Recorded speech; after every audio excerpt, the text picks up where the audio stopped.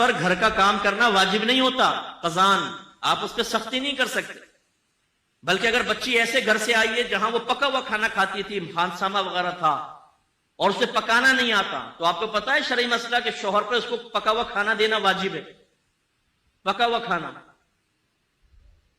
بیوی کے اوپر کپڑے دھونا، برتن دھونا، استری کرنا، بچے سنبھالنا کوئی واجب نہیں ہے۔ دودھ بھی پلانا ماں پر واجب نہیں ہوتا، ہاں اگر بچہ کسی اور ماں کا دودھ قبول نہ کرے تو الگ بات ہے، پھر اس کو پلانا واجب ہوگا، ورنہ ماں پہ دودھ تک پلانا بچے کو واجب نہیں ہوتا۔ یہ آپ نے دین کبھی سیکھا ہے؟ بیچاری ساری بہنیں ہماری چولہے کے سامنے کھڑی ہو کر 4-4 5-5 گھنٹے میں ڈشیں تیار کرتی ہیں، اور جب کھانا آپ کے سامنے لے کر آتے ہیں تو آپ لات مار کے کھانا پھینک دیتے ہیں، یہ بنا کے لائیے، نمک تیز ہے، بوٹی گلی نہیں، مرچیں تیز ہو گئی، کہاں ہے آج کل تیرا ذہن؟ انہیں بتاؤ کہاں ہے، پوری رپورٹ دو سارے دن کی، کہاں ہے ان کا ذہن؟ تمہیں استری شدہ کپڑے مل رہے ہیں، تمہارے بچے وہ سنبھال رہی ہے، تمہارے ہاتھ پاؤں تک وہ دبا رہی ہے، جب تم فریاد کرتے ہو اور فرمائش کرتے ہو چائے بن کر تمہارے سامنے آ جاتی ہے، وہ نوکر نہیں ہے ہماری، وہ اگر یہ کام کرتی ہے تو اس کا احسان ہے۔ اس کے صاحب جب ہم بیوی کو کہہ دیں گے تو اس پہ واجب نہیں، وہ کہاں کام کرے گی؟ کرے گی۔ انہیں یاد دلائیں کہ بی بی فاطمہ رضی اللہ تعالیٰ عنہ پر بھی واجب نہیں تھا، لیکن گھر کا سارا کام خود ہی کرتی تھی وہ۔ لیکن اب میں جو آپ کو سمجھانا چاہ رہا ہوں، اگر ایک بیوی پہ کوئی چیز واجب نہیں تھی، اس میں کوتاہی ہوئی، کیا آپ کے لیے جائز ہے کہ آپ اس کے منہ پہ تھپڑ مارے، اسے ماں بہن کی گالیاں بکے کہ آپ کے کپڑے پہ استری کیوں نہیں کی؟ اگر وہ چائے بنانا بھول گئی تو کیا آپ کے لیے جائز تھا اس کو لات مارنا؟ اگر ہے تو لائیے شریعت کی دلیل پیش کریں، ورنہ میدان محشر میں گرفت کے لیے تیار رہیں۔ اللہ تعالیٰ نے ایک آزاد مخلوق کو آپ کے تابع کیا ہے، وہ غلام یہ کنیز نہیں تھی، آزاد مخلوق کو آپ کے تابع کیا ہے۔ اس کا کیا مطلب ہے؟ وہ آپ کی کوئی غلام یہ کنیز تو نہیں بن گئی کہ آپ جس طرح چاہیں اس کے ساتھ رویہ اختیار کریں۔ میدان محشر میں حساب کتاب ہوگا۔ میرے آقا نے اپنے آخری خطبوں میں اہم ترین باتیں کی، اسی سے اندازہ کر لیں کہ کتنی اہم بات ہے کہ سرکار نے ارشاد فرمایا، اللہ تعالیٰ نے تمہاری بیویوں کی شکل میں ایک کمزور مخلوق کو تمہارے تابع کیا ہے، میں تمہیں تمہاری بیویوں کے معاملے میں ہمیشہ تمہیں اللہ سے ڈراتا ہوں، تم اللہ سے ڈرتے رہنا، ان پر ظلم مت کرنا۔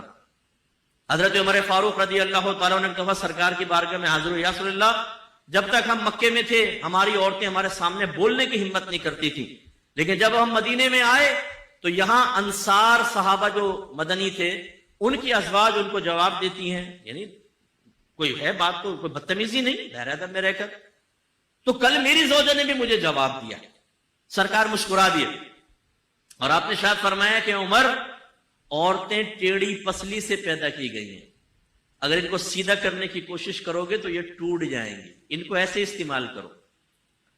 عمر فاروق رضی اللہ تعالیٰ عنہ 6.5 فٹ کا قد، یہ لمبے چوڑے لہیم شہیم، اور آپ یہ کہہ رہے ہیں میری زوجہ میرے ساتھ ایسا کر رہی ہے، سرکار فرما رہے ہیں اللہ نے ان کو ایسا ہی پیدا کیا ہے۔ اس سے بھی ذرا سمجھیے، بعض اوقات زوجہ ایسی ہی ہوتی ہے کہ اگر وہ فرض کر لے کہ آپ سے کوئی بات سخت کہہ دی، کچھ کہہ دی، آپ کے نبی نے کتنی پیاری تلقین کی ہے، درگزر کرو، اپنے یہ ڈھولے شولے بیوی پہ مت آزماؤ کہ جیسے اس نے کہا ایک تھپڑ مارا اس کے منہ پہ لکیریں چھاپ دی اور چلو جی بیٹھ جاؤ اب آرام سے، اب آئندہ کر کے بتا ذرا، تو ٹھیک ہے آپ نے بدماشی کر لی، لیکن یہ تو ایک فطری تقاضا ہوتا ہے، بعض اوقات انسان کی زبان سے کچھ نکل جاتا ہے۔ آپ کی بہن بھی اگر اپنے بہنوں کے ساتھ کرے گی، فرض کر لیں، تو کیا آپ بہن کو گھر میں بلا کے تماچا اس کو بھی کھینچ کے ماریں گے کہ تو نے کیسے اپنے شوہر کے ساتھ کی؟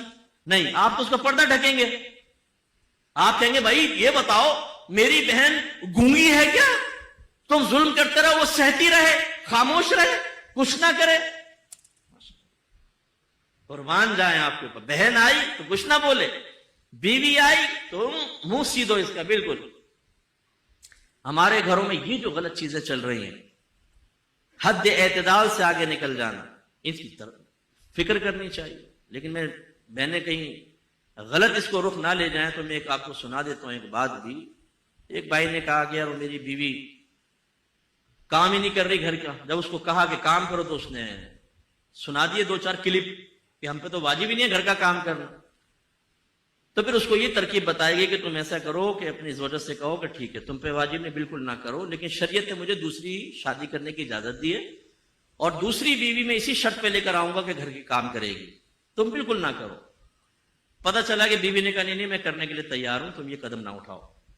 تو یہ بہنوں کو بھی چاہیے دیانتاً گھر کا کام کرے. لیکن میں جو آپ کو سمجھانا چاہ رہا ہوں، اب یہ دیکھیں، میری والدہ ابھی فوت ہوئی ہیں، والد بھی تھے، والدہ. ہم نے زوجہ کو صاف بتا دیا تھا کہ آپ پر ہمارے ماں باپ کی خدمت کرنا واجب نہیں ہے، لیکن ماں باپ سمجھ کے کریں گی تو آپ میرا دل جیتیں گی، ہماری دل جوئی ہوگی، خوشی ہوگی. نہیں کریں گی ہمیں کوئی شکوہ نہیں ہوگا آپ سے. یہ کلیئرلی ہمیں میسج دینا لازم ہے تاکہ ہمارے بچے بھی اس کو سیکھیں اور سمجھیں. تو آج اگر ہماری زوجہ گھر میں کوئی کام کرتی ہیں، زیادہ کام کرتی ہے، ہم دسترخوان پہ بیٹھے ہوتے ہیں، بچوں سے کہتے ہیں اپنی والدہ کا شکریہ ادا کرو کہ انہوں نے 4 گھنٹے چولہے کے سامنے کھڑے ہو کر تمہارے لیے کھانا بنایا، تمہارے کپڑے دھوئے ہیں. ہر چیز پہ شکریہ ادا کرتے ہیں، اس کی عادت بناتے ہیں تاکہ قدر و قیمت رہے.